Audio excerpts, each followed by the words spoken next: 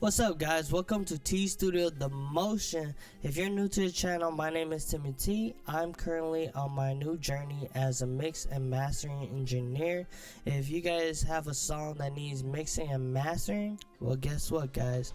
I'm currently offering free mixing and mastering for new artists or artists like yourself.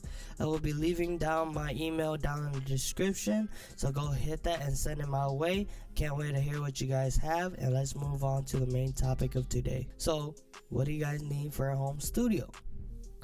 Well, guys, first off, you guys will want to go get a laptop or a PC, computer. Alright, guys, something that is able to run your program, your DAW, your DAW. So for those who are new into this, DAW is your digital audio software. So first, get a computer. Second, you want an audio interface. So for those who are new that doesn't know what an audio interface is or what it does, an audio interface is basically what makes your mic work. Alright, guys, without audio interface, your mic is just dead unless you have a USB mic. So second, get an audio interface. Right now I have a Apollo Solo. It doesn't matter which kind you get, just get a decent one that works. So once you get an audio interface, what else do you get? Well, guys, now it's down onto the mic. So you don't need no expensive mic. Alright, guys, you just need a decent mic. Once you get a decent mic, you should be good. I recommend an Audio Technica, alright, because right now on the market it's like $100, if I'm not wrong. Don't go quote on my word. I think it is just $100. If you're low on the budget, there is bundles that you can buy as well, and their mics are uniquely good and decent for you to actually record your vocals. I started off with a bundle as well. What my bundle actually came with was a Scarlett Studio mic, and it sounds perfect. Right, I've been using this for many years now. I got this with a bundle, is a Scarlett Studio mic, and then I also got a Focusrite audio interface that came with the bundle. So there is bundles out there, you just gotta look. What's next? You need headphones. Good pair of headphones, guys.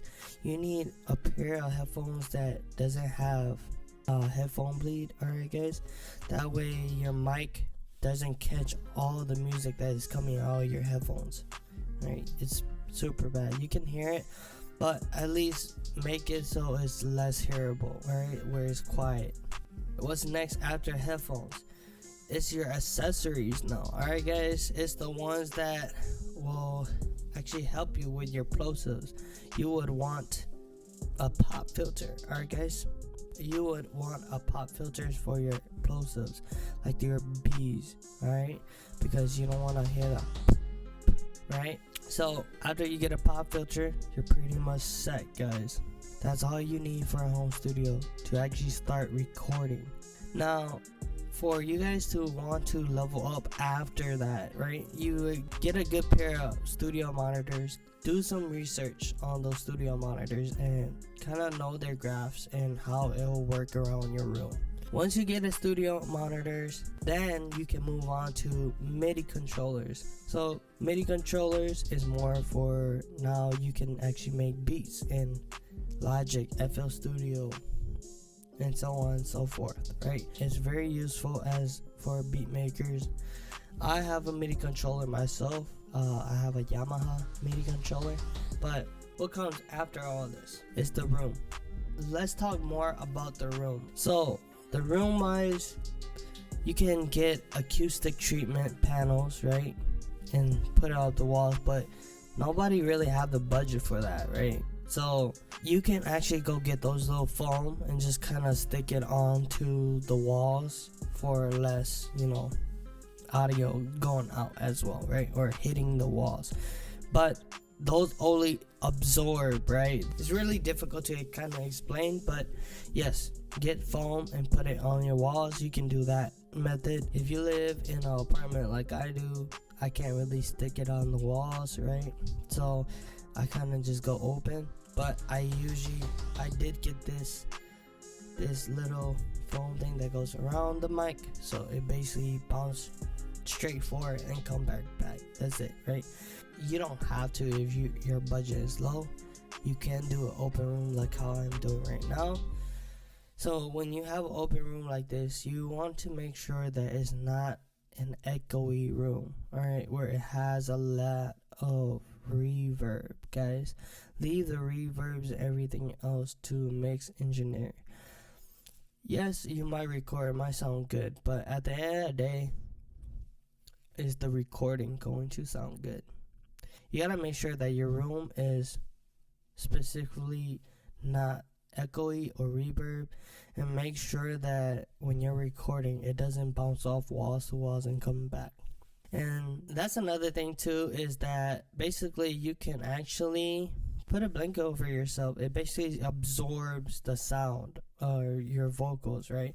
So it basically absorbs it and you can't really hear anything that bounces back off. That's another way to go about it, but it's really up to you how you want to build your home studio, and I'm gonna leave that up to you guys. If you have a closet, you can do it inside a closet as well, but I wouldn't recommend that because there's other artifacts that you might not want in that type of recording as well. So it's really up to you. If this is actually helpful for you guys, please remember to go hit that like button and subscribe button like I said before. And this is actually the end, guys. That's basically how you build a home studio.